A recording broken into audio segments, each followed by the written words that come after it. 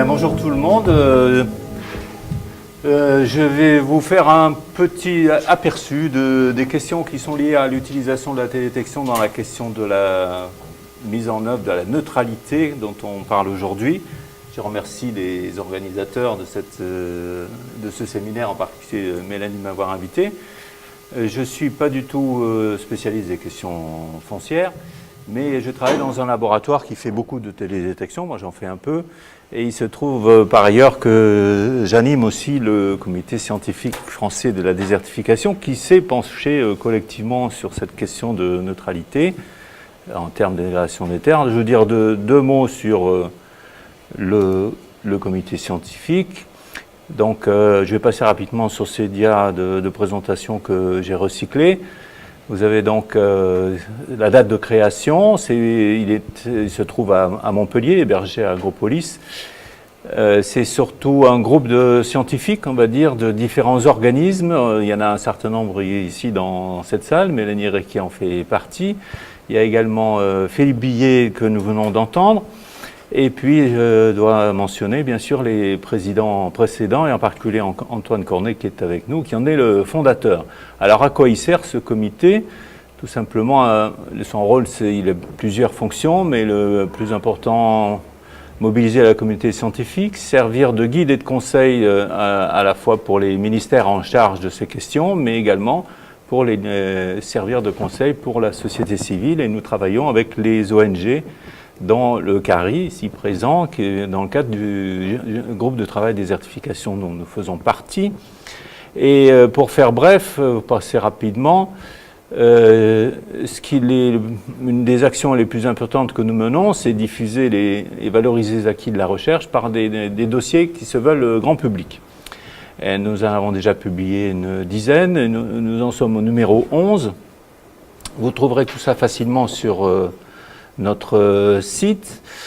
C'est toutes les questions qui concernent les régions sèches selon les différents points de vue. Vous voyez des titres qui vont vous évoquer également des sujets que nous traitons aujourd'hui. Par exemple, le 7 ici qui s'intéresse à la restauration du capital naturel. Mais nous allons aussi parler du carbone. Nous venons de mentionner l'ingénierie écologique. Donc vous voyez, nous sommes dans le feu de l'actualité. Alors, à tel point que nous avons même réalisé une fiche d'actualité en 6 pages, quand nous avons été interpellés sur ces questions de neutralité en termes de dégradation des terres, nous avons commencé à réfléchir et surtout exprimer, on s'est mis à plusieurs à travailler sur ce sujet, exprimer ce que du point de vue du comité nous paraissaient les questions importantes à traiter et les points sur lesquels il fallait être vigilant. Alors cette fiche se trouve ici, on va vous la distribuer si vous voulez bien. Merci. Et vous verrez qu'il y a un certain nombre des points que nous traitons aujourd'hui qui sont abordés, mais bien sûr c'est plutôt une introduction qu'une discussion de fond. Nous avons une petite bibliographie et cette fiche est disponible bien sûr en ligne sur notre site. Nous avons 2 sites où toutes les publications que j'ai mentionnées se trouvent, le site en français et le site en anglais où il y a les mêmes publications en version anglaise. Alors voilà pour la partie présentation. Donc la question de la neutralité en termes de dégradation des terres, il est apparu que bien souvent on mentionne la télédétection comme étant un outil qui va faciliter cette mise en œuvre, en particulier les stratégies des pays, comment faire pour la mettre en place, la piloter et vérifier que ça se passe comme on le souhaite. Alors, je vais vous faire non pas une revue, mais une petite introduction avec quelques exemples. Il ne s'agit pas du tout de montrer les méthodes éprouvées pour arriver à ce résultat, mais plutôt d'évoquer les questions que cela pose. Alors, ce qui est proposé en particulier par la Convention de lutte contre la désertification, qui a donc réfléchi à la stratégie de mise en œuvre et qui a proposé un schéma conceptuel. Ce schéma n'est pas encore complètement public ou, on va dire, approuvé par les pays parties, mais il circule déjà et il a été mis au point par le fameux Science and Policy Interface que Mélanie a déjà évoqué. Alors dans ce schéma, pour faire très simple, L'idée est que pour mesurer l'atteinte de la neutralité, enfin voir ce qui se passe du point de vue neutralité, on prend un indicateur, il y en a plusieurs à suivre, on prend l'exemple ici d'un indicateur ou d'une mesure donc qui est quelque chose de quantifié suivant cet axe, et on regarde son évolution dans le temps. Rien de très surprenant. L'idée, c'est d'établir une ligne de base pendant on va dire, les 15 années qui précèdent, c'est à titre indicatif, hein, évidemment. Pendant une période qui précède le temps zéro, on regarde ce qui s'est passé, on considère que ça, c'est la ligne de base.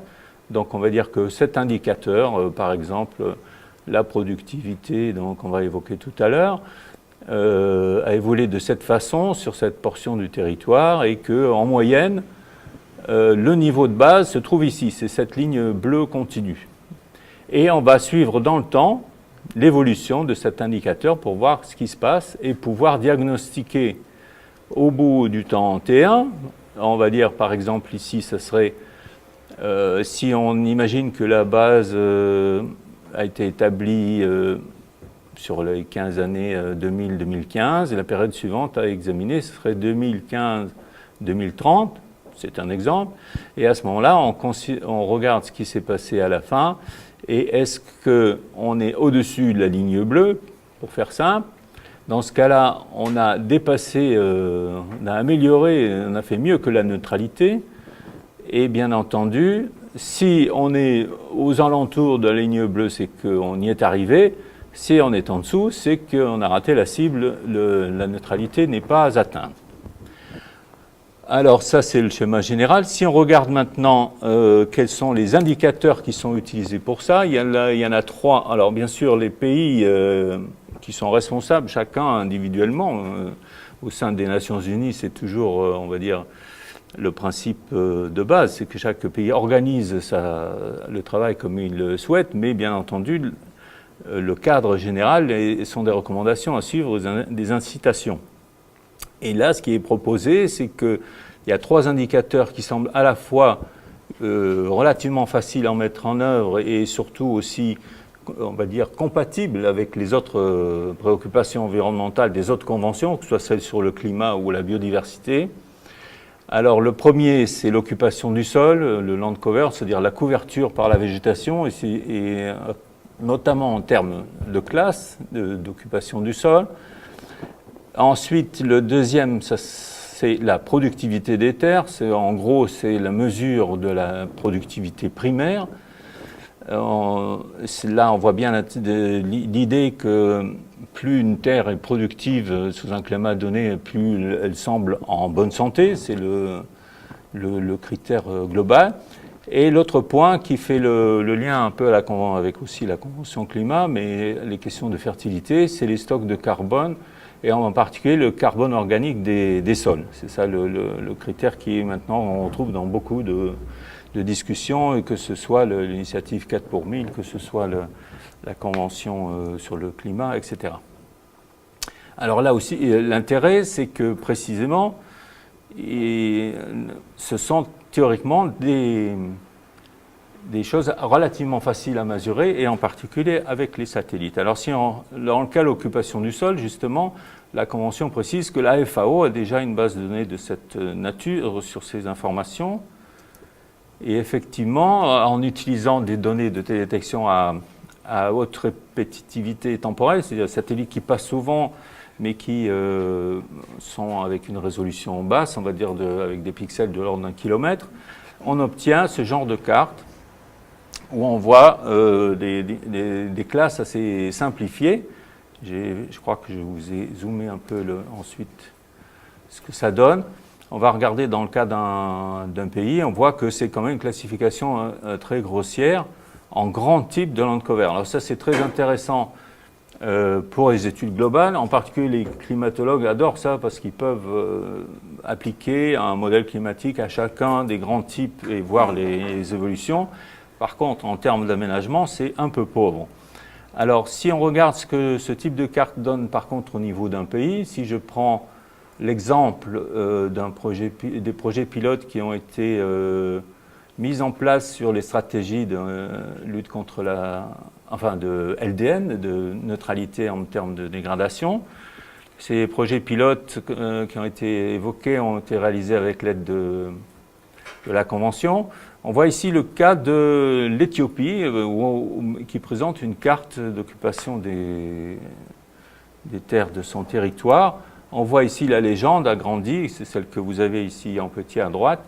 On voit que c'est classé en forêt, shrubs, grassland and sparsely vegetated area, donc tout ce qui est buissons et végétation éparse, les zones de culture, les zones humides et les plans d'eau, les zones artificialisées, ça c'est ski urbain, et tout ce qui est nu et autres. Donc on a une classification très grossière qui bien sûr au niveau d'un pays permet d'avoir des grands ensembles, mais on va au niveau de la mise en place de projets, bien sûr, serait insuffisante. Par contre, l'idée qui est derrière ça, c'est de voir l'évolution sur 15 ans, par exemple, de la proportion de zones cultivées par rapport aux forêts ou par rapport aux zones artificialisées et de détecter des tendances. On en reparlera vers la fin lorsque on parlera de la question de ce qu'ils appellent dans leur approche le contrebalancement. Alors pour ce qui est de la productivité, on peut faire des choses un peu plus sophistiquées que ça. Je vais vous citer, alors je ne parle pas de méthode ici, je vous donne juste quelques résultats. Mais si on regarde par exemple les travaux du JRC, justement qui ont lancé un atlas mondial de la désertification, une nouvelle version basée sur les satellites, ils se sont intéressés à la productivité qui est mesurée en suivant l'indice de végétation au cours du temps. Et ils arrivent à calculer une évolution de la productivité des terres en termes donc de croissance de la végétation. Nous voyons ici en vert foncé une augmentation. Le pâle, c'est stable. Vert pâle, c'est stable mais non stressé. Le rose, ça serait stable mais stressé. Et ensuite, nous avons le rouge, ça va jusqu'au rouge où il y a clairement une productivité qui a baissé. Donc ça, c'est les signes qu'on peut observer sur une décade, par exemple. Et ça, c'est au niveau continental, mais grâce à l'utilisation de données à plus haute résolution, on peut faire des choses équivalentes au niveau d'un pays. Et on voit ici la même classification, mais beaucoup plus détaillée. Là, ça commence à être vraiment intéressant pour des questions à la fois d'identification des zones où il y a des problèmes et aussi de diagnostic des résultats des politiques qui ont été mises en place. Donc, si on arrive à produire ces cartes tous les 15 ans, par exemple, enfin, sur des périodes de 15 ans, je pense que c'est insuffisant de consulter autant T0 ou autant T plus 15. Il faut voir l'évolution sur 15 ans et au bout de 15 ans faire un diagnostic. Bien entendu, ça nécessite quand même toujours des validations. Alors les validations se font en partie par des images beaucoup plus détaillées, telles qu'on peut les voir sur Google Earth ou avec des satellites, on va dire, à très haute résolution, mais également, bien sûr, des enquêtes de terrain et des réseaux d'experts locaux qui valident et disent oui, effectivement, là, il y a eu un problème. Non, là, ça, c'est une erreur. En fait, c'est un changement de culture, mais ça ne correspond pas à une dégradation, etc. Donc, il y a quand même tout un travail de validation et d'enquête de terrain qui est indispensable pour que ce type de projet de produit soit réellement utilisable. Alors, on arrive à la question au troisième indicateur. L'estimation des stocks de carbone. Alors là, on a pour le moment des choses extrêmement globales et qui ne sont pas vraiment basées sur des mesures de télédétection. C'est-à-dire, on part des mesures de télédétection du taux de carbone organique des sols, par exemple. Ça n'existe pas pour le moment. Ce qui est fait, ce sont des estimations à travers des proxys. Là, par exemple, c'est un travail sur la Chine. Donc, vous voyez, c'est à une échelle vraiment très continentale, où ils ont cherché à estimer la teneur en carbone des sols d'après la respiration des sols elle-même estimée à partir de la productivité primaire, de la NPP. Donc on voit que c'est un enchaînement de proxys, c'est-à-dire d'approximation, qui fait qu'à la fin, on a des données qui sont peut-être intéressantes, mais absolument pas, on va dire, opératives. On ne peut pas faire grand-chose avec ça pour en tirer des conclusions en termes d'aménagement. Alors, ce qui se passe, c'est que si on regarde en termes potentiel, il est exact qu'au laboratoire, y compris ici à Montpellier, on arrive à des résultats tout à fait intéressants sur des mesures qui sont faites dans le spectromètre de laboratoire. Là, on voit qu'on a, par une analyse statistique, entre les teneurs en carbone des sols et les spectres de réflectance complets sur une gamme très vaste, on arrive à obtenir des relations empiriques, mais intéressantes, qui seraient exploitables. À partir de ces spectres, on peut prédire la teneur en carbone des sols. Mais ça marche pour le moment qu'au laboratoire. Alors, il y a déjà des tentatives de spectro-imagerie. Il y a des essais qui ont été faits par avion ou avec des satellites expérimentaux. Là, ça marche un peu moins bien.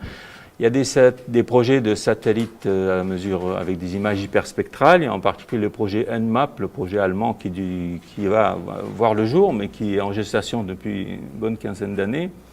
Pour le moment, je dirais, c'est prospectif. Voilà. On ne sait pas encore mesurer le taux de carbone des sols par satellite. On a des contournements pour essayer de s'en sortir, mais ça reste du global.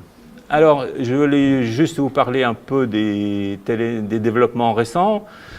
Pour ce qui est de la mise en œuvre de la lutte contre la désertification et la dégradation des terres, donc de ce but de neutralité, on a clairement besoin de données à peu haute résolution. Il faut quand même voir ce qui se passe au niveau des territoires, des paysages, et pour arriver à faire éventuellement des préconisations et surtout savoir ce qui se passe concrètement sur le terrain.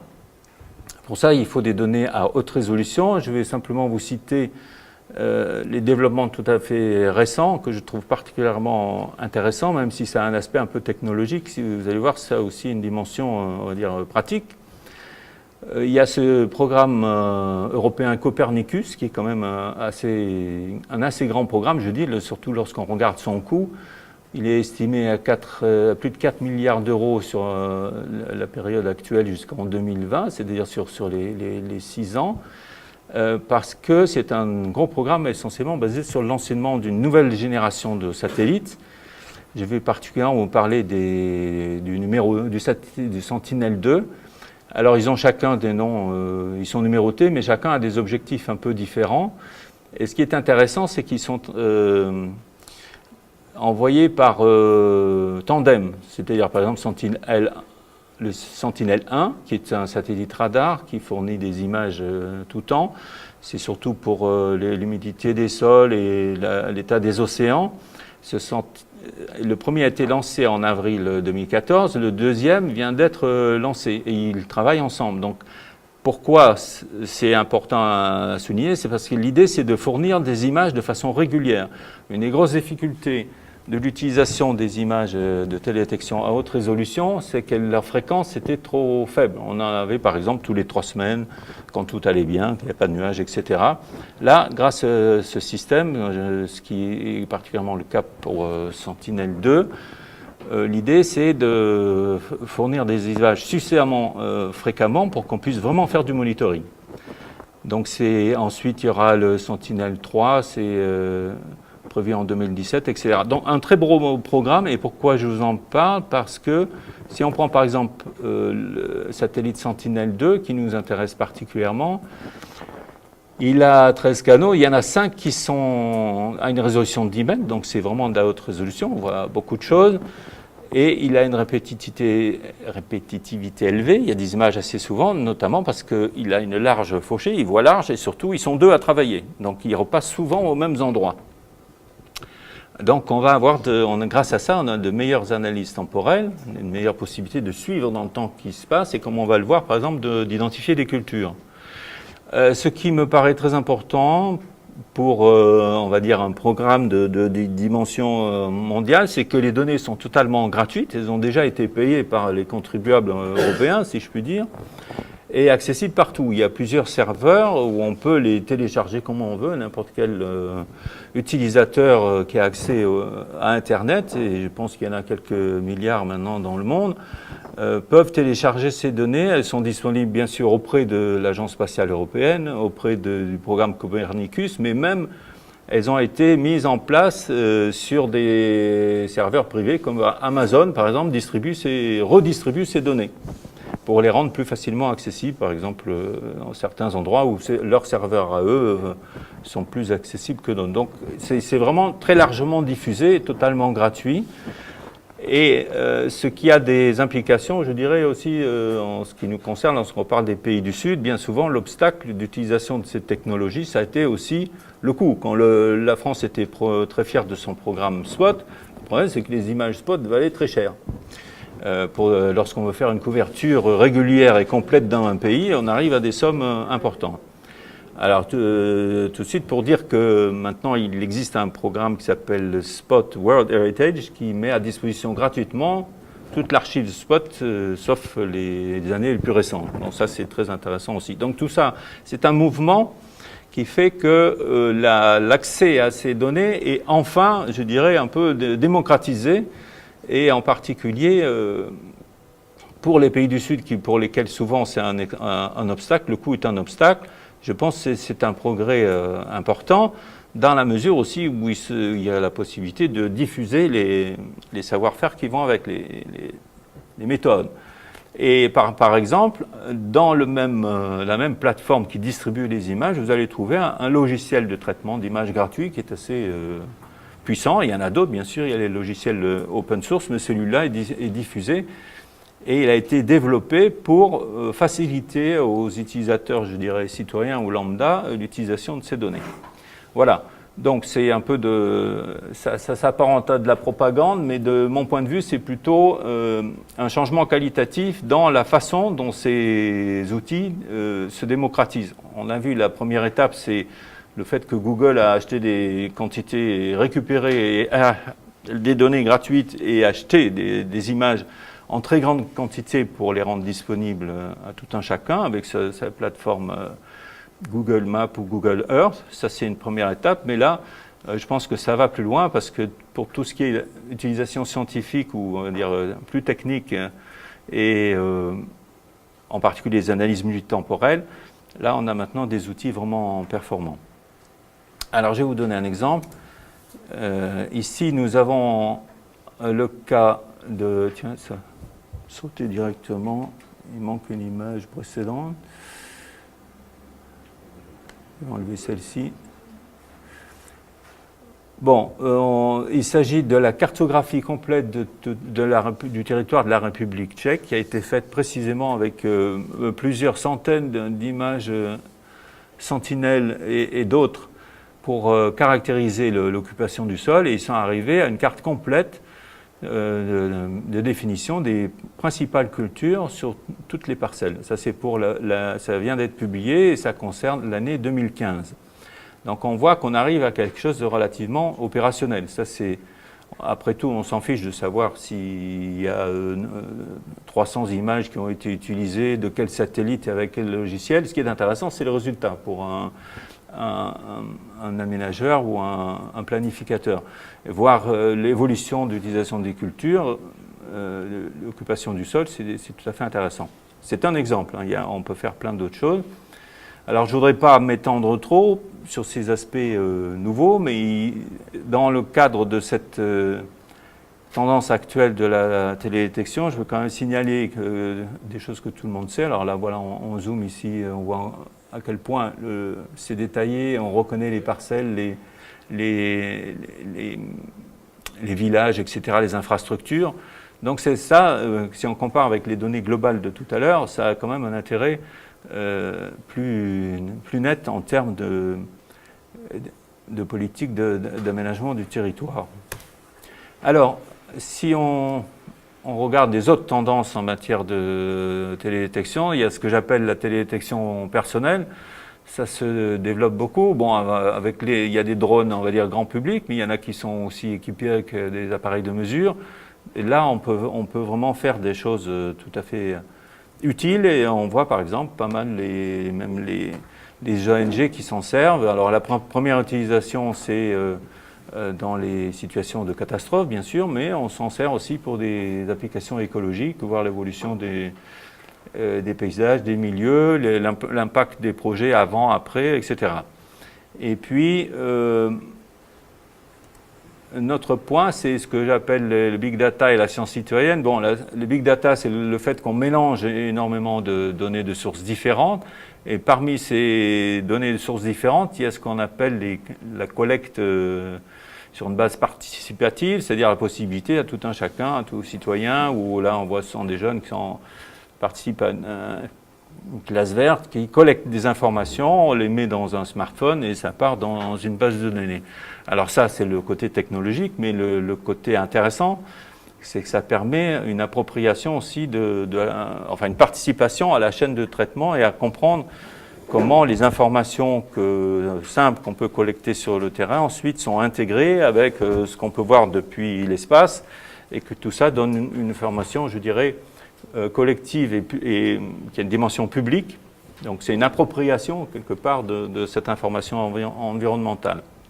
Voilà le point que je voulais souligner sur ce qu'on peut faire avec la télédétection, enfin ce qu'on fait et les tendances actuelles. Alors si on revient un peu à notre sujet, je voulais quand même souligner un point qui me paraît important parce que ça a des conséquences aussi sur ce qu'on peut faire avec les satellites.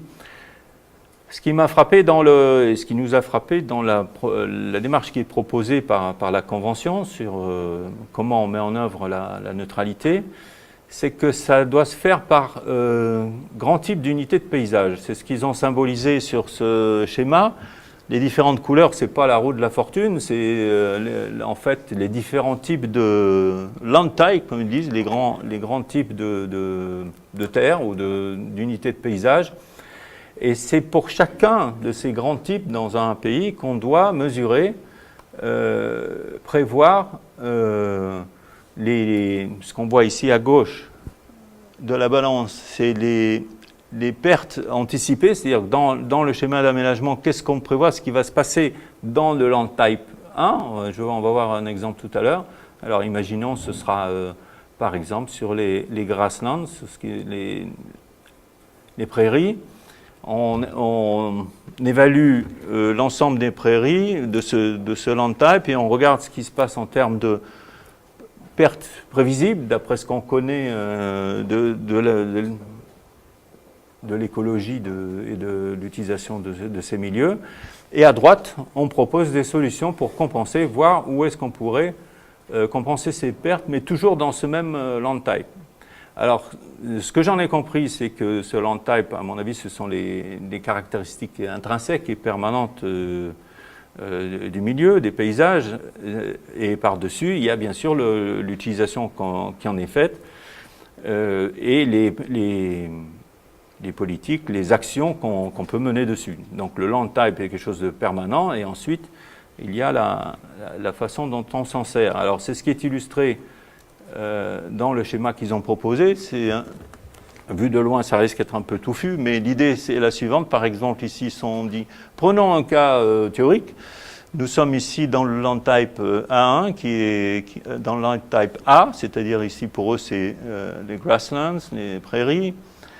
Et nous avons 5 unités différentes, dont on sait que celle-ci a un statut dégradé et que ça va empirer, donc il va y avoir une perte ici. Donc comme disait Mélanie, le principe qu'ils ont utilisé, c'est une méthode surfacique, on mesure des surfaces et non pas des qualités intrinsèques, des propriétés.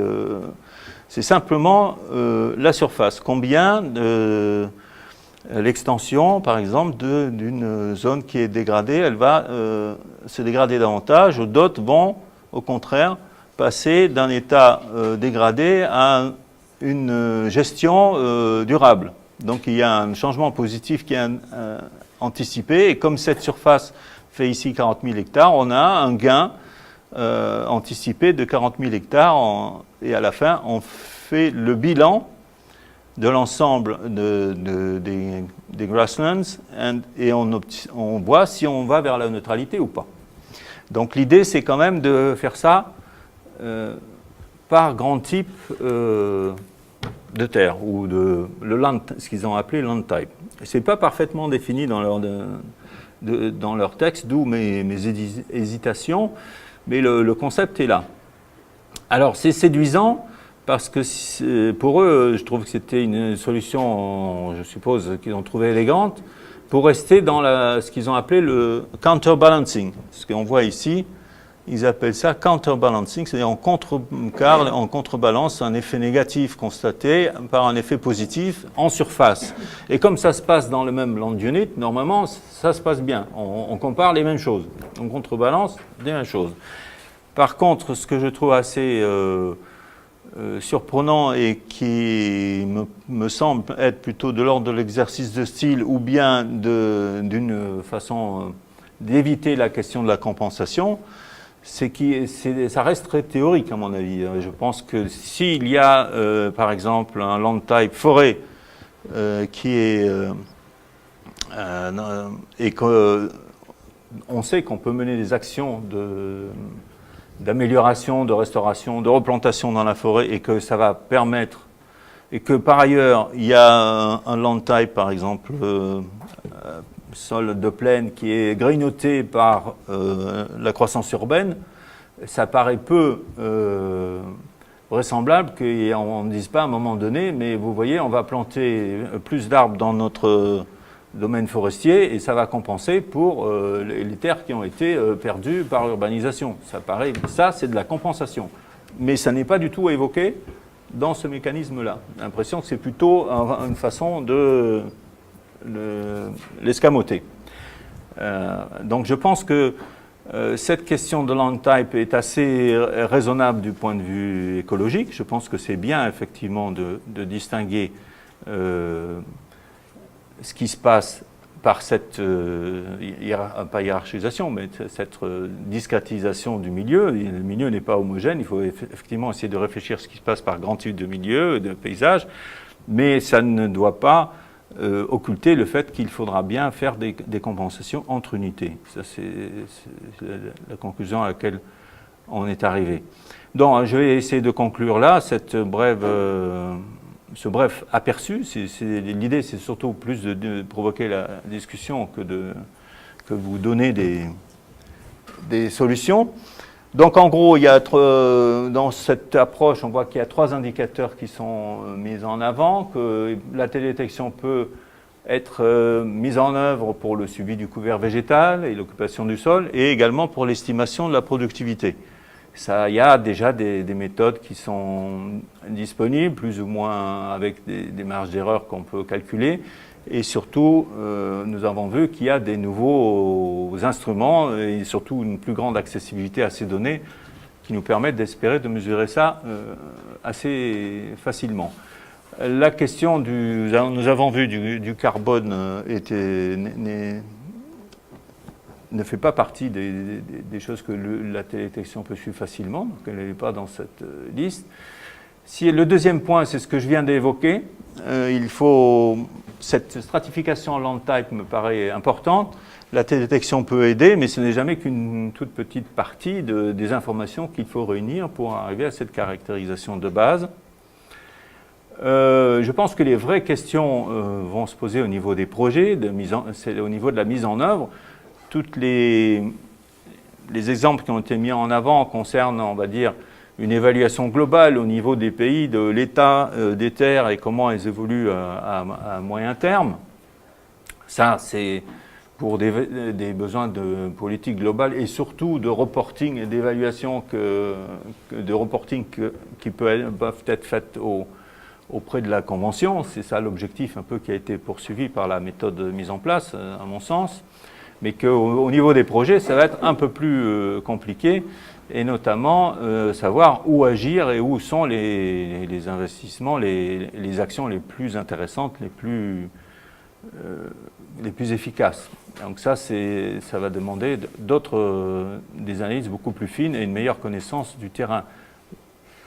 Et ce que je disais pour terminer à l'instant, c'est que cette approche à mon avis, va conduire inéluctablement à des mécanismes de compensation qu'il faut bien prendre en compte et plutôt que de les éluder ou éviter de les mentionner, je pense qu'il faut y réfléchir et voir comment on peut faire ça. Voilà, je vais arrêter là en vous remerciant de votre attention. Donc, Emmanuel Chins du CIRAD.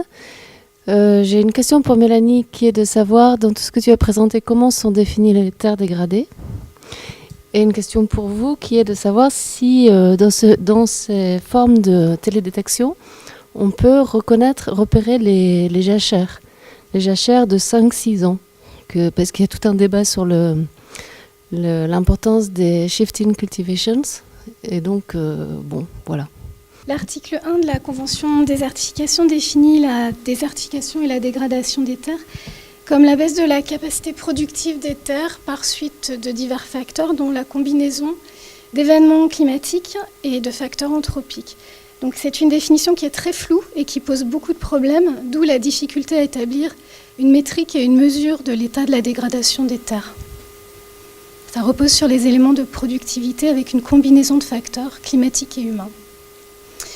Et il y a pas mal de gens qui attribuent la responsabilité de la difficulté à produire des évaluations fortes à cette définition qui en fait a été adoptée suite à des négociations, donc qui est plus le résultat de négociations politiques que le résultat de fondements scientifiques.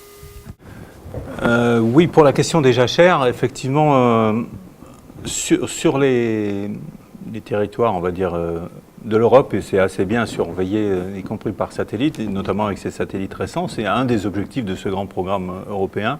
Donc on arrive à les identifier essentiellement par la phénologie, le fait que par rapport aux cultures, ça va se distinguer. Les cultures ont un cycle de développement spécifique, c'est comme ça qu'on distingue le colza du blé par exemple, et qu'on peut faire une carte comme celle que je vous ai montrée.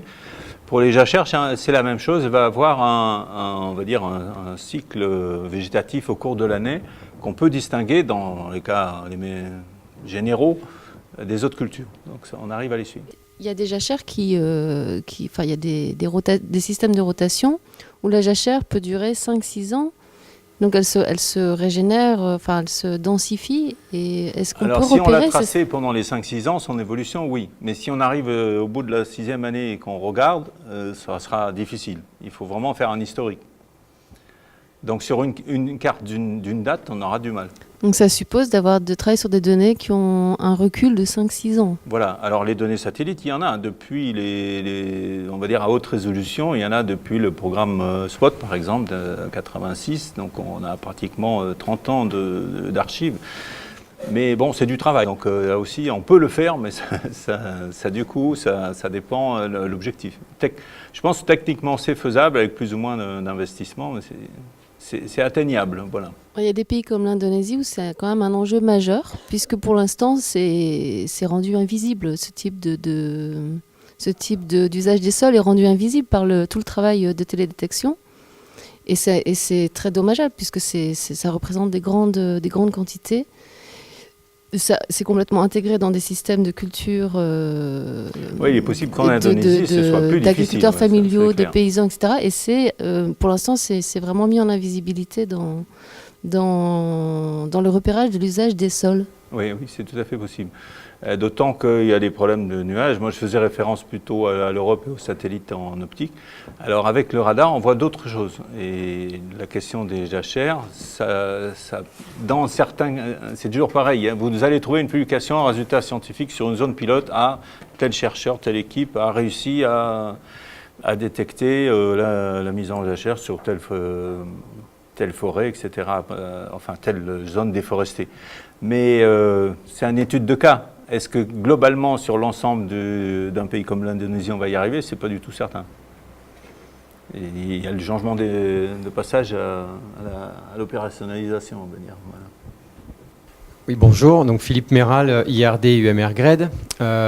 Merci beaucoup pour vos exposés, c'est très éclairant. Et le constat que je fais, c'est qu'il y a une similitude très forte avec la Convention sur la biodiversité et tout le milieu de la biodiversité, où on constate à la fois ce que Mélanie expliquait, c'est-à-dire l'appel incessant à des investissements privés et à une prise en compte par les porteurs, les businessmen de cette dimension biodiversité dans leurs investissements, notamment joué par le World Business Council pour le Sustainable Development au sein de l'ONU. Donc peut-être est-ce que c'est aussi un acteur important chez vous? Et également le recours à tout ce qui concerne les images et notamment sur la cartographie des services écosystémiques où ça a pris une ampleur très très importante. Et du coup, ma question, c'est est-ce que, de la même manière qu'on a dans les arènes de la biodiversité d'énormes controverses autour de à la fois l'appel aux opérateurs privés et en même temps le surusage en fait, ou l'usage très important des images satellites, est-ce qu'on a aussi des controverses scientifiques et de la société civile dans le domaine dans l'arène, on va dire, internationale de la désertification? Merci pour ta question, Philippe. Il y a beaucoup de polémiques au sein de la Convention. En particulier, mais Adeline pourra t'en parler plus précisément, en tant qu'actrice de la société civile, il y a eu à plusieurs reprises des manifestations pendant les COP des représentants de la société civile pour dénoncer le fait que la Convention souhaitait accueillir de nouveaux acteurs, des acteurs privés qui n'avaient jamais été partie prenante au sein de la Convention, en fait, tels que Syngenta, sans même mettre en débat cette invitation et sans même qu'elle soit validée finalement par l'ensemble des pays parties. Donc il y a effectivement pas mal de polémiques et pas mal de conflits sous-jacents autour de l'entrée dans l'arène de ces nouveaux acteurs, mais ces nouveaux acteurs ont aussi un certain nombre d'arguments que les pays sont désireux d'entendre parfois par rapport à des investissements qui peuvent leur servir, même si le bénéfice de ces investissements en termes écologiques est très difficile à percevoir pour tout un ensemble de raisons. Oui, pour la question des images, je pense qu'on n'est pas dans la situation aussi, on va dire, critique du cas de la biodiversité, où il y a eu vraiment des manifestations ou des protestations contre l'utilisation on va dire, invasive des images pour aller surveiller telle communauté particulièrement isolée dans l'Amazonie où il se trouve qu'ils ont des choses intéressantes, ou identifier des peuplements pas encore connus, etc. Ça a été les cas dont j'ai pris connaissance, les plus visibles, les plus médiatisés, de des difficultés que peuvent poser l'utilisation de la télédétection de façon massive et, on va dire, incontrôlée. C'est-à-dire, c'est une technique qui a une dimension invasive. Pour ce qui est des programmes de lutte contre la désertification et l'utilisation des satellites dans ce domaine, on n'a pas eu ce genre de situation jusqu'à présent, mais ça pourrait très bien se présenter, vu le fait, puisque c'est c'est une arme à double tranchant, la popularisation et la disponibilité à tout le monde. Finalement, tout le monde peut utiliser les images et elles peuvent être utilisées aussi de façon qui ne conviendrait pas ou qui violerait les droits élémentaires de certaines populations, en particulier celles qui souhaitent préserver leur identité ou leur autonomie, etc. Mais bon, dans ce cadre-là, je n'ai pas eu connaissance, mais le problème, il est réel. Dans toutes les questions environnementales, dès qu'on utilise ces technologies, on est forcément plus ou moins exposé à cette difficulté. Merci. Donc Adeline Darkimba du CARI, qui est donc une organisation de la société civile basée en France, mais qui coordonne principalement des réseaux de la société civile dans les pays du Sud, en particulier au Maghreb sur les zones oasiennes et au Sahel sur des plateformes d'ONG. Donc juste pour réagir par rapport à cette question-là, alors effectivement il y avait eu lors de la COP, lors des COP, on intervient et on essaye de faire passer un certain nombre de messages. Il y avait eu cette réaction par rapport à l'arrivée de Syngenta, donc acteur assez majeur dans le privé et sur lequel on s'était positionné. Mais sur le cas du LDN en particulier, nous on a quand même déploré dès le départ un concept qui était très flou. On avait du mal à avoir des infos dessus. C'était très vite, on a entendu parler de ce fonds, c'est-à-dire que l'idée de cette plateforme financière qui permettrait de financer à travers le privé et le public, mais bon, il y avait quand même surtout derrière la question du privé qui était posée, des investissements, donc entre autres pour nous la crainte de la restauration commerciale des terres, la question des usagers des sols, de ces terres, etc. Donc on est intervenu en fait à la dernière COP à Ankara où c'était vraiment un des sujets phares, on est intervenu à plusieurs niveaux, donc on essaye de pouvoir prendre la parole dans la Convention de désertification, on peut le faire, c'est-à-dire On a la possibilité de parler en plénière, donc un représentant de la société civile, donc on ne s'en prive pas. Quand on a des messages à faire passer, à essayer de le faire. Ce qui est important de dire aussi, c'est qu'on est quand même pas mal organisé en réseau et il y a un panel de la société civile qui est lié à la convention qui du coup peut faire passer et porte des messages collectifs. Après, ce qu'on peut déplorer, c'est que typiquement dans le rapport de Mirova que présentait Mélanie, donc ils disent que les ONG sont consultées, ils parlent des ONG partout, ce panel des ONG n'est absolument pas consulté par Mirova. Alors que c'est le panel qui est associé à la Convention des certifications et que le travail que fait Mirova, elle est mandatée par le mécanisme mondial, qui est lui-même un organe de la Convention des certifications. Donc c'est un peu nous prendre pour des... Enfin voilà. Donc bon, juste pour réagir par rapport à ça. Après, j'avais des questions. Donc pour Mélanie, une première question, en fait, il parle beaucoup de l'importance de s'appuyer sur les processus de planification et on parle entre autres des plans d'action nationaux sur la lutte contre la désertification. Mais qu'en est-il en termes de déclinaison locale? On n'entend pas parler de collectivités locales, alors que ce sont quand même aujourd'hui... Alors, bon, je travaille principalement au Sahel, mais il y a quand même la décentralisation. Il y a aujourd'hui des collectivités locales qui sont plus ou moins équipées, mais qui malgré tout existent et montent des plans de développement communaux, entre autres. Donc, comment cet échelon-là peut être pris en compte? Donc ça, c'était ma première question. La deuxième, on parle dans les critères, on parle de droit de propriété. On ne parle jamais de droit d'usage. Qu'en est-il de toutes ces terres où finalement il y a la propriété n'est pas celle de ses usagers? Je pense aux zones pastorales par exemple. Comment ces questions-là, comment ça va être traité, ces usagers, que peuvent-ils devenir dans ces zones-là? Et considère-t-on que si l'État est propriétaire, même s'il y a des usagers, que la situation foncière est claire? On pourrait dire ça. Donc voilà, quel garde-fou par rapport à ça? Dernière question pour Mélanie, c'est, tu disais à la fin, l'opération LDN, aujourd'hui c'est financé à 90% par le public, donc sans exigence de retour sur investissement. Donc de quelles opérations on parle? Et qu'est-ce qui permet de qualifier une opération comme étant une opération LDN? Ne peut-on pas considérer aujourd'hui que certaines opérations des ONG, des projets de terrain, etc., contribuent d'une certaine manière à ces objectifs de LDN? Et dans ce cas-là, quelle réflexion y a-t-il là-dessus? Et quels critères pour les qualifier? Et une dernière pour Richard. Oui, je suis désolée. Non, mais il faudra faire court dans les réponses. En fait, on parle beaucoup de sécurité alimentaire comme étant quelque chose d'important en fait, à prendre en compte. Mais quand on regarde tout le raisonnement, là, on parle de land types, on parle finalement de méthodes très écologiques et on ne parle jamais des gens, des populations. Et alors, la télédétection, du coup, est un outil qui est très adapté pour les aspects écologiques. Mais du coup, qu'en est-il de la prise en compte des populations? Et en particulier, si on peut avoir un processus de compensation au sein d'un type, donc il y a plusieurs zones, si on considère qu'on peut compenser entre une zone du même type qui sera très dégradée et une zone sur laquelle on va intervenir, oui, mais les populations qui sont dans la zone où c'est la galère, en fait, on les y laisse, quoi, et on n'intervient pas. Donc voilà, petite question. Merci. Donc, en ce qui concerne la première question sur pourquoi les collectivités locales ne sont-elles pas mentionnées dans le rapport, j'ai eu la même question en le lisant, évidemment. Et en fait, les auteurs du rapport s'adressent à l'ensemble des pays et on sent derrière une volonté très forte de vouloir que tous les pays adhèrent à leur discours. Et donc, ils cherchent vraiment à ne pas discriminer les pays en fonction de leur mode d'organisation en termes de planification.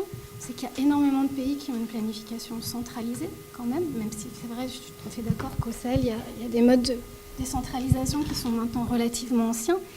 Et donc, effectivement, c'est un petit peu un nivellement par le bas du rapport sur cette affaire.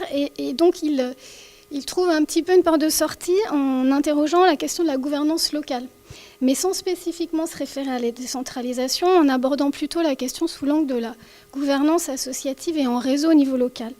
Mais sur ce point, on peut quand même reconnaître que, par exemple, au Sahel, la décentralisation, les collectivités locales, mais tous les acteurs associatifs peuvent parfois jouer des rôles aussi très importants dans la gestion locale des ressources naturelles, et qu'on est parfois dans des rapports qui peuvent être associatifs ou conflictuels, mais que je dirais que c'est pas on ne peut pas complètement leur reprocher d'avoir choisi le terme de gouvernance locale pour implicitement aborder cette question. Mais par ailleurs, je suis entièrement d'accord que pour la mise en place d'un mécanisme de LDN adossé à un exercice de planification, ça semble tout à fait logique et cohérent que cet exercice descende le plus loin possible au niveau des acteurs locaux qui sont les plus à même de savoir ce qu'ils souhaitent faire de leur territoire. Voilà. Alors, la question des droits de propriété et des usages. En fait, il est toujours question des propriétaires et des usagers. Alors, il y a aussi des définitions qui disent que les usages sont des formes d'appropriation. Donc, dans l'appropriation, on peut aussi considérer les usages et les usagers. Donc, on ne peut pas dire que l'utilisation du terme droit de propriété exclut la question des usages et des usagers, de mon point de vue. Par contre, sur la question des pâturages, et là, c'est tout à fait pertinent, il y a eu des expériences, comme tu sais, à la Convention, dans lesquelles des terres ont été prêtées, des terres pastorales ont été prêtées à des entreprises, par exemple, pour planter du Fédéralia albida, pour faire de la gomme arabique, de la reforestation, en fait, sans aucune prise en compte de cette question des usages. Mais là, c'est un aveuglement, je dirais qu'il y a un aveuglement tacite de la part des décisionnaires. Voilà. La question la plus difficile, 90% argent public et les critères de définition des projets LDN. Pour le moment, les projets LDN sont ceux qui permettent des gains en termes de productivité, puisque l'exercice comptable va consister à comparer l'ensemble des gains avec l'ensemble des pertes. Donc dans ces projets-là, tu vas retrouver la plupart des anciens projets qu'on appelait projets de lutte contre la désertification, ou des projets qui figurent dans les pannes des pays. Donc c'est un petit peu, pour le moment, il y a un petit peu un maquillage, et on sait que sur cette question, il n'y a jamais eu quasiment que la puissance publique qui a investi dans la lutte contre la désertification et la restauration des terres au sein de cette convention. Donc c'est juste un héritage, mais le rapport met l'accent sur le fait que on rentre dans une période de transition dans laquelle la part du privé est appelée à augmenter de façon très importante. Merci. Je crois que celui-là marche toujours. Merci. Oui, pour le dernier point sur ce qu'on voit sur les images, c'est vrai qu'on voit uniquement l'état des terres tel qu'il transparaît à travers la végétation. Pour ce qui concerne la dimension plus humaine, on peut voir des habitats, on peut voir des infrastructures, mais c'est tout. Donc les choix qui sont faits ensuite, ça c'est indépendant. Ça c'est la partie mesure. Qu'est-ce qu'on voit, qu'est-ce qu'on peut mesurer? Mais il y a plein d'autres critères à prendre en compte. Et c'est certain que tous ces mécanismes, à un moment donné, il y a un effort de quantification, si tu veux. Mais à un moment donné, on ne sait pas trop comment l'humain va rentrer là-dedans, comment vraiment ce sont les bénéficiaires, les gens qui vont être pris en compte et comment ils vont être dans le mécanisme. Ça n'apparaît pas, c'est annoncé globalement. C'est annoncé, dire oui, c'est très important, ça. Mais concrètement, le mécanisme après, comment ça fonctionne, à mes yeux, c'est pas clair du tout. Bon, je ne suis pas du tout spécialiste de ces questions, mais quand même, on voit bien que pour le moment, c'est éludé. On le laisse un peu à l'initiative des gens qui vont vraiment être sur le terrain et monter les projets ou faire des actions. Je voudrais compléter ce que vient de dire Richard. En fait, la semaine dernière, il y avait un énorme colloque organisé par Elsevier qui s'appelle EcoSummit. Et j'ai eu l'occasion d'assister à une session et il y avait une présentation sur la neutralité, la mise en œuvre de la neutralité dans 3 pays demandeurs, qui étaient la Zambie, la Tanzanie et la République sud-africaine. Et donc il y a une jeune femme d'Afrique du Sud qui est venue présenter, c'était assez intéressant, un travail qu'elle avait conduit en partenariat avec le mécanisme mondial. Et en fait, il fallait identifier les zones LDN, les zones de mise en œuvre de la neutralité. Et la méthode qu'ils avaient employée, tu vas bondir, mais ça vaut la peine d'être expliqué. La méthode qu'ils avaient employée pour le zonage était une double méthode, à double entrée. La première méthode, ils l'appelaient participative, et en fait, ils ont cherché à cartographier à la fois les zones qui sont à haut risque de dégradation, mais qui en même temps sont très riches, donc potentiellement très intéressantes pour des investisseurs. Et donc, elle expliquait, cette jeune femme, qu'ils ont fait ça sur la base de la résolution satellite, comme l'a présenté Richard, mais en croisant ça avec une approche participative. Mais par approche participative, ils ont en fait interrogé uniquement les administrations, les experts et les ONG, et jamais les gens sur le terrain. J'ai posé la question d'ailleurs. Et donc, ils sont sortis avec des cartes et ils ont dit, là où les cartographies correspondent, c'est que c'est bien ces zones-là qui sont les zones pour la neutralité. Et là où ça ne correspond pas, il va peut-être falloir travailler un peu pour voir comment on s'en sort. Alors, j'ai dit, c'est bien beau tout ça. J'ai dit, mais on parle de quoi J'ai posé la question des modes d'accès localement et la question de qui étaient les investisseurs. La fille n'était pas du tout à l'aise. Et donc, elle a reconnu qu'ils n'avaient absolument pas pris en considération la question des modes d'accès locaux aux ressources, mais absolument pas. Mais sur la question des investisseurs, et ça renvoie à ce que disait Richard à propos du fait de ne pas éluder la compensation, elle a fini par dire qu'il y avait des entreprises minières au nord du pays que ça intéressait. Voilà.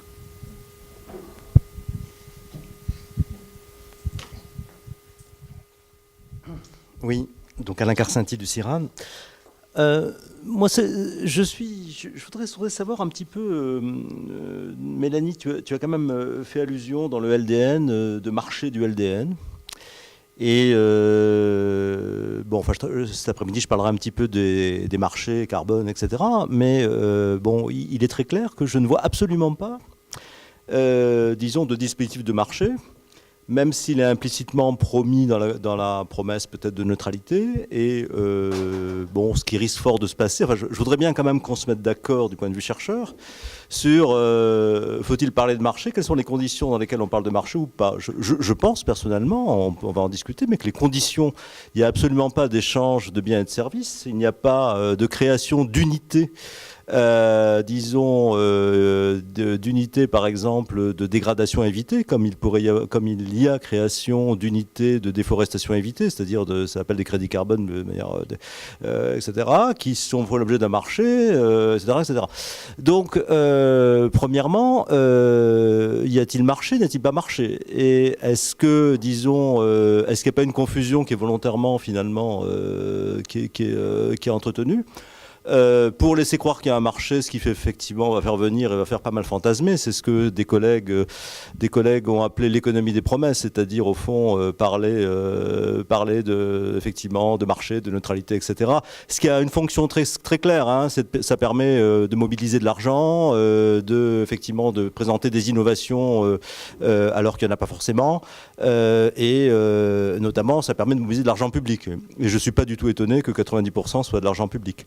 Alors je suis allé voir Mirova à l'occasion d'un déplacement à Paris avant les vacances, et finalement c'est un fonds d'investissement tout ce qui est de plus classique qui fonctionne, dont l'idée c'est de dire au fond, si je résume en substance, l'idée c'est de faire financer tout ce qui est des actions d'investissement qui ne sont pas rentables financièrement par des fonds publics, pour ensuite pouvoir soit les proposer aux investisseurs s'il y a eu acquisition, soit tout simplement, éventuellement, d'avoir des systèmes d'agriculture contractualisés, c'est-à-dire qu'après tout, on peut tout à fait avoir ensuite des contrats pour faire du cacao, pour faire effectivement donc un certain nombre de cultures avec des paysans qui sont sur leur terre avec ou sans titre de propriété, donc d'une manière ou d'une autre. C'est-à-dire, en gros, on retrouve un schéma extrêmement classique qui est, on agite un certain nombre de promesses en termes de neutralité, etc., dont on sait quand on discute sérieusement avec les gens que c'est un concept très vague,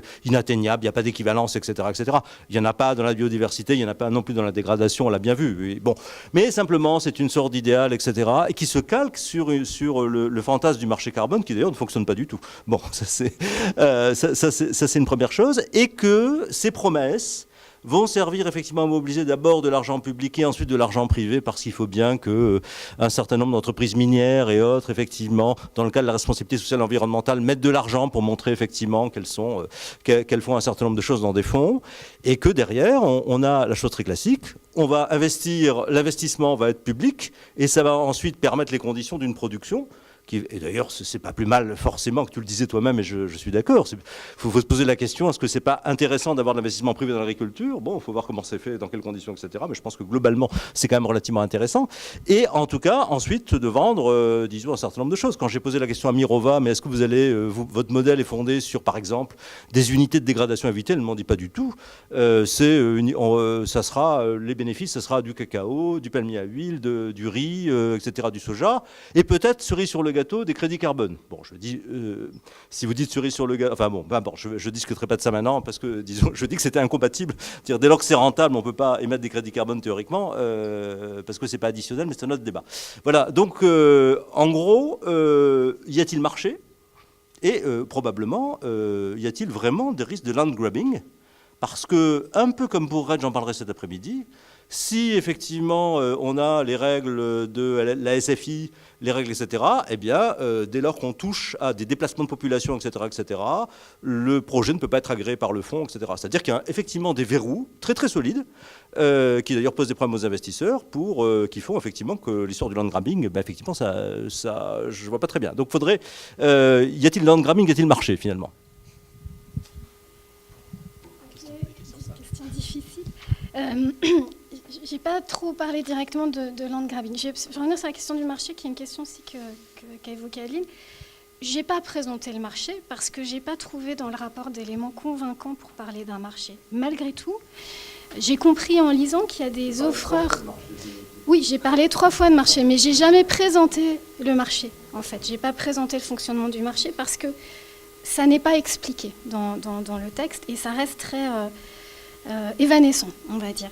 Par contre, c'est clair qu'il y a dans le texte, on nous montre qu'il y a des offreurs de neutralité et il y a des demandeurs de neutralité. Les pays sont des demandeurs de neutralité via la Convention.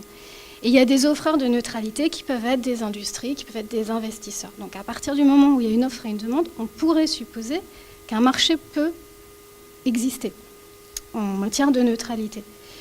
La deuxième chose, c'est que dans le texte, effectivement, ils expliquent qu'il n'y aura investissement que si, il y aura investisseurs que si les investissements permettent de produire des produits échangeables sur les marchés tels que le soja, le cacao et donc pas effectivement ces fameux crédits carbone. Mais la condition, c'est que ces produits soient faits d'une façon qui est durable. Et donc en échangeant le produit, on échange aussi les conditions de sa durabilité, c'est-à-dire que le produit est porteur d'externalités qui sont des services écosystémiques qui renvoient à la question éventuelle du carbone, etc. Et ça, c'est inclus dans le prix du produit. Donc on n'a pas besoin du crédit carbone dans ce cas-là, en fait. Enfin, il me semble, du point de vue théorique. Enfin, sur le land grabbing, je suis beaucoup moins optimiste que toi quand même. Pour avoir vu lors des négociations, assister à des conversations, où très clairement il était question d'aller sur des territoires agricoles, de villages en Afrique, et les délégués promettaient que ça serait possible, à des structures qui étaient plus qu'opaques, qui étaient à la fois des organisations de la société civile, mais qui étaient très connectées à des opérateurs de crédit carbone, et qui leur promettaient donc d'avoir le droit de réhabiliter des milliers d'hectares. Sans que soit nullement considérée la question, ou évoquée même la question des gens qui vivent sur ces terres. Donc tout ça, c'est un peu des discours, hein, j'entends bien, et on veut des preuves. Mais je ne pense pas du tout que les investisseurs, s'il y a toutes ces règles de bonne conduite au niveau international, c'est bien qu'il y a des risques que les investisseurs s'affranchissent de ces règles si elles n'existaient pas. Donc je suis beaucoup moins optimiste que toi sur cette question.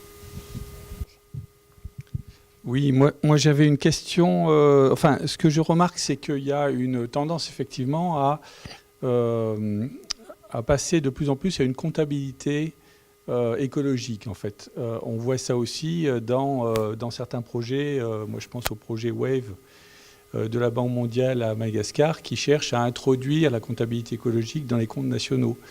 Donc, ça passe par une première étape qui serait pas financière, mais qui serait comptabilité surfacique. Voilà, comment évoluent les milieux à l'échelle du pays. Donc ça, c'est assez général. C'est pas seulement la dégradation, c'est pas seulement la neutralité, c'est aussi que ça rentre dans une comptabilité, si vous voulez, une prise en compte de l'environnement dans les comptes nationaux. Donc en plus de ces conventions particulières. Donc ça pose d'autant plus le problème de la mesure. Et cette mesure, donc toi tu nous as présenté justement la télédétection, et j'ai été un peu étonné parce que finalement tu nous as plus vendu la télédétection quelque part en disant voilà ce que la télédétection peut faire, et de plus en plus d'images, et de plus en plus de transparence, etc. Mais tu ne nous as pas tellement parlé des limites. Et par exemple, tu as utilisé le mot validation, mais tu ne nous as pas parlé d'incertitude.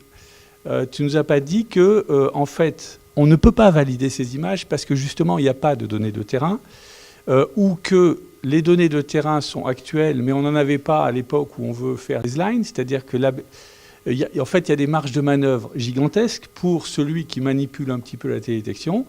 En fait, il peut faire un peu ce qu'il veut. De toute façon, il y aura toujours une carte à la fin. Et la carte donne l'impression d'être scientifique et d'être juste. D'ailleurs, il suffit de mettre « c'est validé » pour que personne ne se pose la question comment on a validé, avec quoi, sur quelle méthode. Quand je pose la question, moi, par exemple, à l'IOGA, l'IOGA qui est quand même le centre universitaire de télédétection de Madagascar, quel est le taux de vérité de leurs cartes, ils éludent la question en me disant nos cartes sont justes. Voilà. Et donc, il n'y a pas de débat sur l'incertitude. Moi, je fais de la télédétection depuis longtemps. J'ai jamais réussi. Donc, quand on a deux classes, on arrive à 90% effectivement de vérité, parce que c'est facile finalement de dire forêt ou pas forêt. On a peu de chances de se tromper. Mais dès que vous dépassez 5 classes, c'est difficile d'atteindre 50%, tout simplement. Et les télédétecteurs ne le disent jamais. Ils ne le disent jamais, à mon avis, parce que ils se tiraient un peu une balle dans le pied, quelque part. Donc, est-ce que tu pourrais nous parler un peu plus, justement, de ces incertitudes? Parce que, finalement, est-ce que les télédétecteurs, finalement, ne cautionnent pas une entreprise un peu d'enfumage, où on dit, voilà, ou est-ce qu'ils ne sont pas un peu complices de tout ça? Est-ce qu'il ne ferait pas mieux un peu de rajouter un peu de modération, simplement, dans justement les limites, les garde-fous finalement, parce que à Madagascar on peut plus parler d'incertitude, c'est terminé. Ils vous présentent des cartes, c'est comme ça. On ne revient pas sur des cartes qui ont été institutionnalisées. Le débat est clos. Et on ne veut surtout pas entendre parler d'incertitude. Et quand on compare surtout des changements, la notion de dégradation, par exemple, ou la notion de gestion durable, comment on fait des cartes de gestion durable, comment au sein d'une classe, par exemple, de prairies, on dit celles-là sont gérées durablement et celles-là ne le sont pas. Comment on le fait par télédétection? C'est une question que je me pose. Moi, je ne sais toujours pas faire. Je vois les sols nus. Bon, là, effectivement, il y a des sols nus. Mais tout brûle de toute façon, donc on ne peut pas dire qu'il y a des zones qui brûlent moins que d'autres. Enfin, donc voilà, la question c'est est-ce que la télédétection a pas quelque chose à faire sur ces questions d'incertitude? Certainement, ça c'est vraiment une très bonne remarque et une bonne question, d'autant que un des défauts, je dirais, une des difficultés de l'utilisation raisonnable et étendue de la télédétection, ça a été ça. Ça a été souvent présenté parce que ça vient d'un ordinateur, parce que c'est beau, c'est technologique, c'est imprimé en couleur. Ça a été présenté comme des résultats intangibles, et en particulier lorsque c'est fait dans un contexte où les gens ne sont pas préparés à cette notion d'incertitude, et au contraire, ils sont très contents d'avoir un outil. On dit, voilà, ça y est, c'est beau, c'est fini, c'est terminé, on a la solution. Justement, je pense que, alors, pour le cas, par exemple, des cartes qui sont faites au niveau européen, par la Commission européenne, par le JRC, toutes ces cartes, y compris celles qu'on produit dans mon laboratoire, quand on fait dans les cartes d'occupation du sol du sud-ouest, il y a toujours des indications sur le taux de précision, les incertitudes, etc. On présente une classification, on dit voilà, ça c'est de la betterave, ça c'est du blé, mais il y a le pourcentage d'incertitude, c'est obligatoire. Parce que justement, on s'adresse, c'est un peu la différence entre les articles qu'on publie dans une revue scientifique, là on va mettre ces valeurs-là, mais on montre le cas qui marche bien, et puis la production de données pour des utilisateurs réels, c'est que ce soit des officiels, des statistiques, des aménageurs en charge vraiment du territoire. Quand on travaille avec ces gens-là, il faut quand même fournir des données sur lesquelles ils peuvent s'appuyer, et c'est généralement eux qui sont vigilants, disent attendez, là, le chiffre que vous m'avancez, il est bien, mais qu'est-ce que vous avez comme marge d'erreur, etc. Est-ce que je peux vraiment m'appuyer dessus? Donc il y a, je dirais, une phase maintenant d'utilisation de la télédétection, d'ailleurs qui est plutôt au niveau des producteurs d'informations, des bureaux d'études ou des producteurs, on va dire, officiels, plus que des universitaires, où cette notion de précision est tout à fait utilisée. Mais c'est vrai qu'il y a un danger aussi pour des utilisations, je dirais, un peu hasardeuses, des gens qui s'approprient l'outil en y croyant trop. Ça a été un des gros défauts de l'utilisation au début, je dirais, et on a vu des trucs publiés absolument ahurissants. Mais ce que je dirais, c'est le côté citoyen, le côté maintenant que ça s'ouvre, que tout le monde peut s'en servir et mettre son nez dedans, je dirais, qui peut aussi aider à relativiser certaines déclarations ou certains résultats dont on va dire tiens, c'est bizarre, je vais aller voir ça d'un peu plus près. Moi, je vais aller chercher des images ou moi, je vais aller contacter telle association sur le terrain, etc., pour avoir des informations complémentaires et pouvoir vérifier ce qui est avancé. Et ça, je pense que cette, je dirais, popularisation, entre guillemets, peut avoir cet effet positif. Et je crois que la science citoyenne, entre guillemets, a un rôle à jouer là-dedans. Merci. On va peut-être arrêter là, parce que je crois que tout le monde a faim. En tout cas, on voit bien dans les dernières interventions et les réponses qui ont été faites qu'on a 2 ou 3 thèmes récurrents là qu'on va retrouver cet après-midi. Il y en a un en particulier que je trouve à creuser sans aucun doute, c'est la manière dont les savoirs, en particulier les formes d'expertise scientifique et technique, sont mobilisés dans le cadre de ce qu'on pourrait appeler des technologies de gouvernement, que peuvent être ces procédures LDN ou les mécanismes de compensation. Donc là, on voit vraiment qu'il y a un vrai sujet, parce que c'est les technologies de gouvernement, c'est ce qui permet de contrôler, discipliner, etc., pour paraphraser Foucault, mais c'est aussi ce qui rend visible ou invisible un certain nombre de choses. Donc est-ce que les jachères sont visibles ou pas, est-ce que les droits d'usage sont visibles ou pas, etc. C'est ça que ça produit en fait. Et je pense qu'il y a des éléments qui sont vraiment à continuer de discuter cet après-midi, mais uniquement une fois qu'on se sera sustenté. Voilà.